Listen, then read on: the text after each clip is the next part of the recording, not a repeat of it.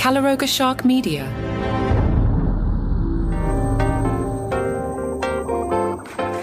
Hey, I'm Johnny Mac with your daily comedy news. As I'm recording, I'm texting back and forth with Mike Chisholm from the Letterman podcast. He apparently liked the Al Michaels bit, and it just got me thinking about how much I do like Al Michaels. I defend him on Twitter every Thursday. People are like, he's so old. I'm like, no. He's great. He knows how to call football. You're watching the game. You don't need somebody yelling and screaming. Do you watch Kevin Harlan, who's great at basketball, and I love him on NBA 2K? Do you watch Kevin Harlan call a football game and all he does is yell and scream, whereas Al Michaels is just in the zone? I know this isn't why you're here and I'm breaking all the rules. I'm going to tell you about Jim Gaffigan's bourbon set in a second. But Al Michaels, remember the OJ night and Captain Jenks called in and pranked Peter Jennings? I can never think of that and not laugh. So if you're not familiar with the story, Peter Jennings is there.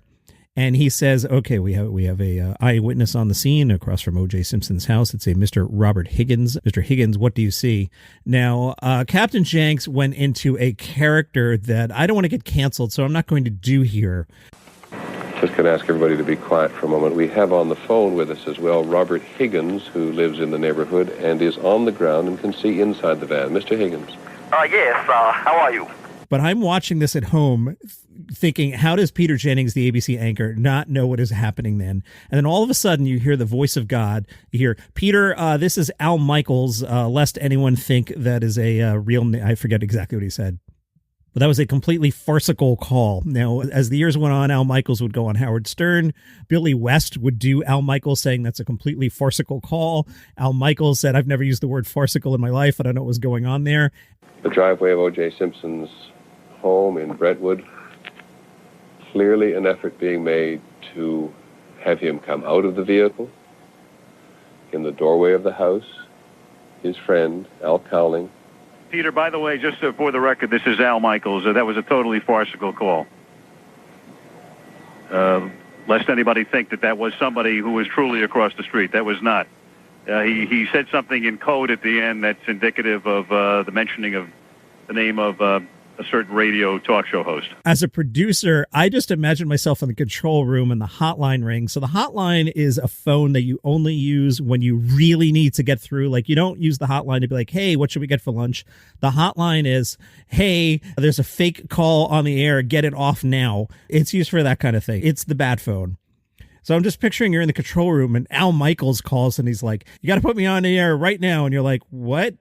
Did you not just see the OJ chase? Why does Al Michaels have to be on the air right now? Anyway, I have totally digressed and broken all the rules and put a 2.5 minute roadblock at the top of the show, which you're not supposed to do. Hello, I'm Johnny Mac with your daily comedy news.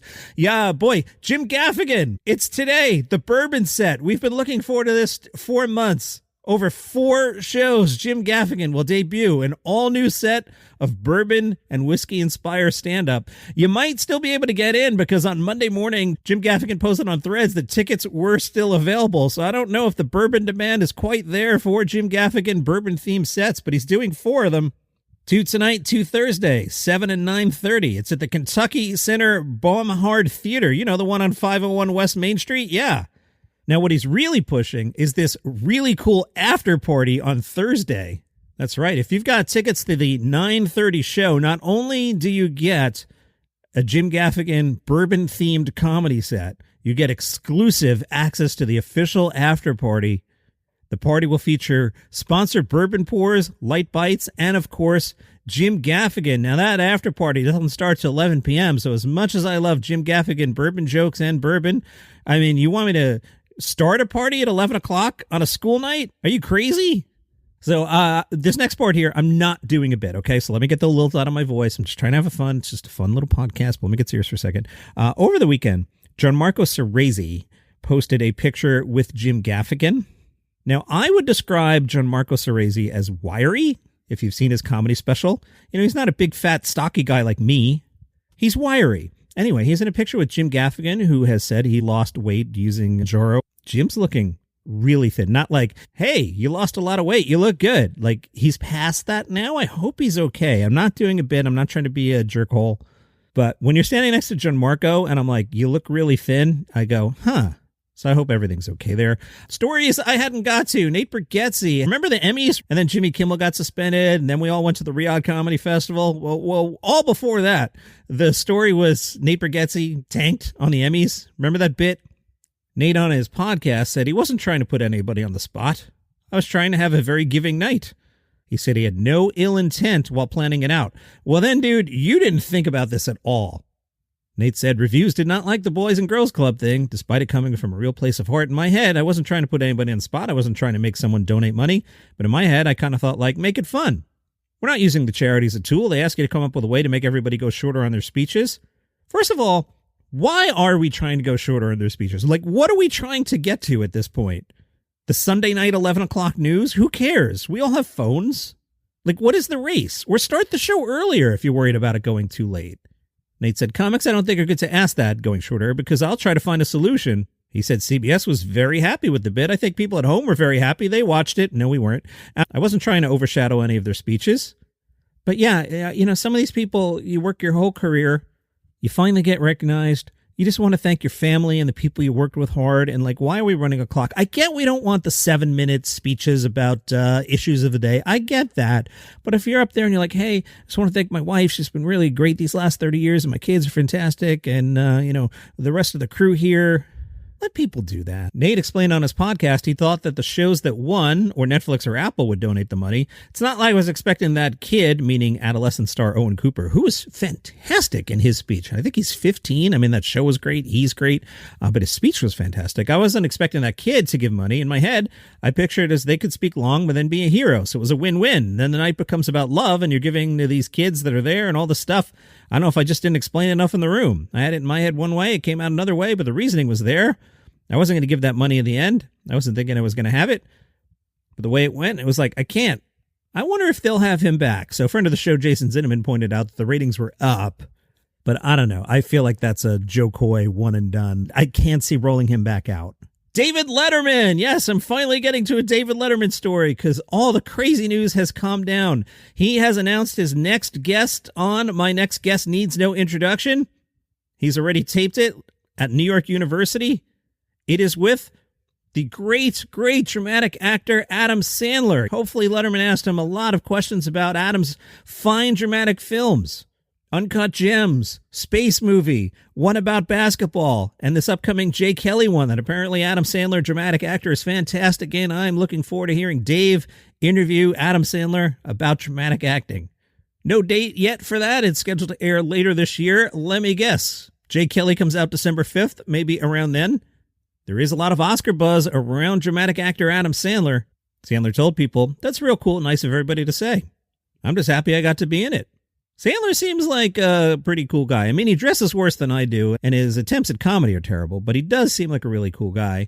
Jimmy Fallon had Taylor Swift on last night. We'll talk about that.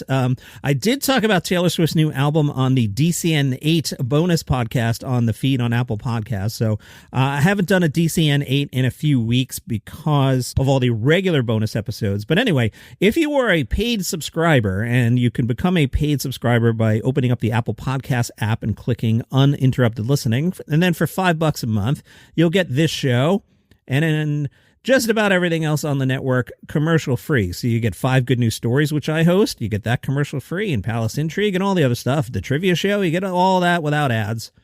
But also, to show my appreciation and to get some things out of my system, I started this thing called DCN 8, where it's me, but I'm not talking about comedy, and I'm not putting any rules on that. I'm not saying how long it is. I'm not saying how often it comes out.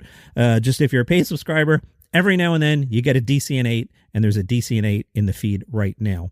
Fallon was catching some crap last week because he said he's keeping his head down during all this political stuff.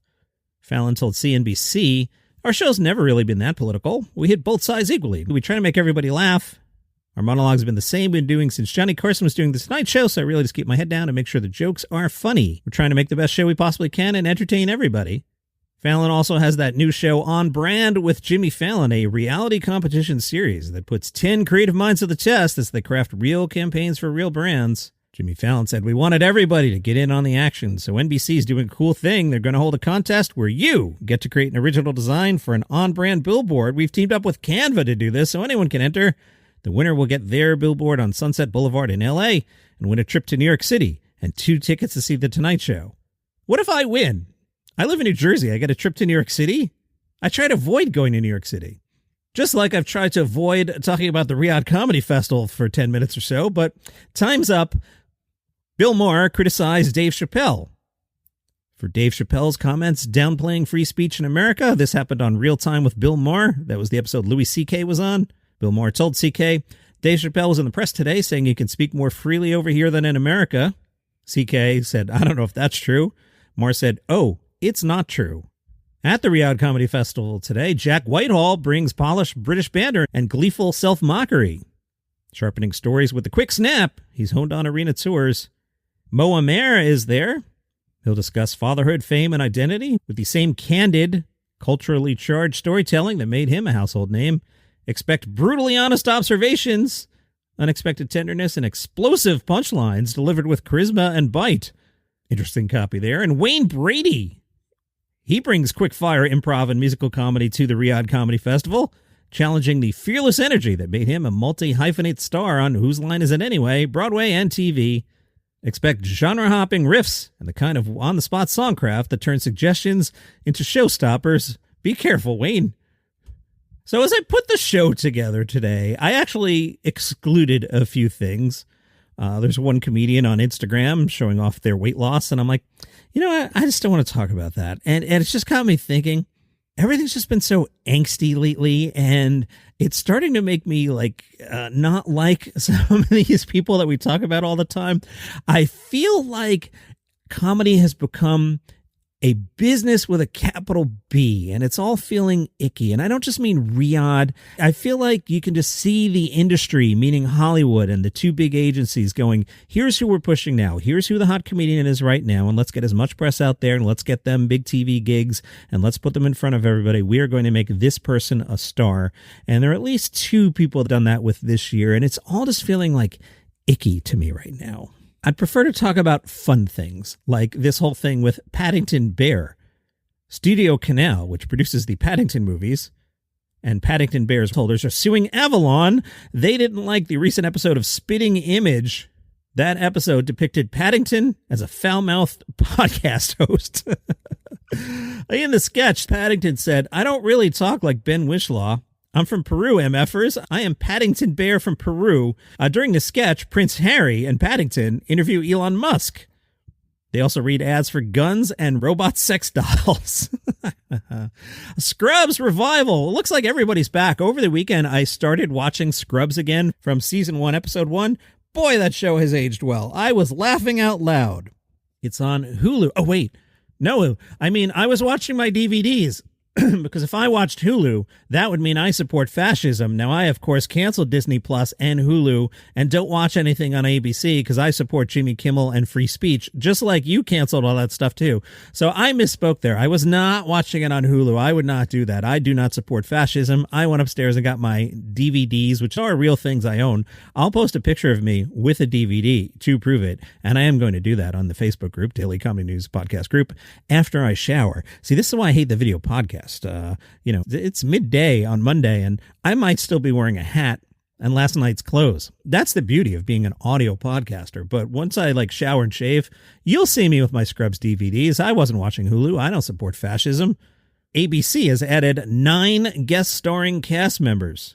The new interns include Ava Bunn as Serena, Jacob Dudman as Asher, David Gridley is Blake, Layla Mohammadi as Amara, and Amanda Morrow as Dashana.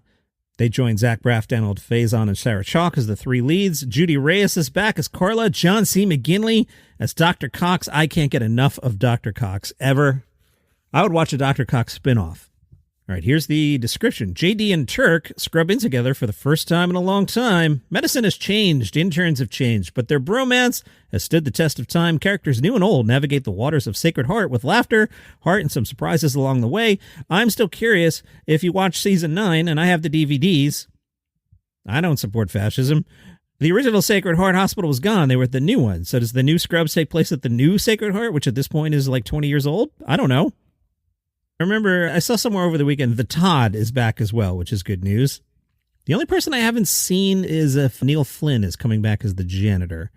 New topic. For some reason, FX. Wait, who owns FX? FX is Hulu. Oh, we're going to have to support fascism again. Boy. Well, if you do support fascism, FX is for some reason making Very Young Frankenstein. This based on Mel Brooks' Young Frankenstein. Zach Galifianakis, Dolly Wells, Spencer House, Nikki Crawford, Kumail Nanjiani, and Carrie Elwes will star in the pilot. It's some sort of prequel, I assume, from the title. Why we're making this, I don't know. And kicking off today, the Milwaukee Comedy Festival, celebrating 20 years of presenting live comedy. Today through the 12th, more than 30 comedians performing across 9 shows at different venues. Comedians include the very funny Aparna Nancherla, the very funny Sean Patton Oswalt, who ruined Star Trek as Doug the Vulcan, and Punky Johnson. That's a pretty good lineup. You should go heckle Patton Oswalt and be like, why did you play Doug the Vulcan? 7 o'clock tonight, Aparna and some others are at the Lakefront Brewery. Sean Patton tomorrow at 7:30. Patton Thursday night if you want to heckle him. Punky Johnson on Friday. And a bunch of other shows. Looks like a nice festival. And that is your comedy news for today. Become a premium subscriber. Get the show ad-free, $5 a month. First month's free. And you know what I always say? You click on it, you enjoy the free trial, and then day 31, you're like, Johnny Mac beat me out of $5. I forgot to cancel. And then I go, it worked. You also get the DC and 8 bonus episode there. All right, I'm punchy today. See you tomorrow.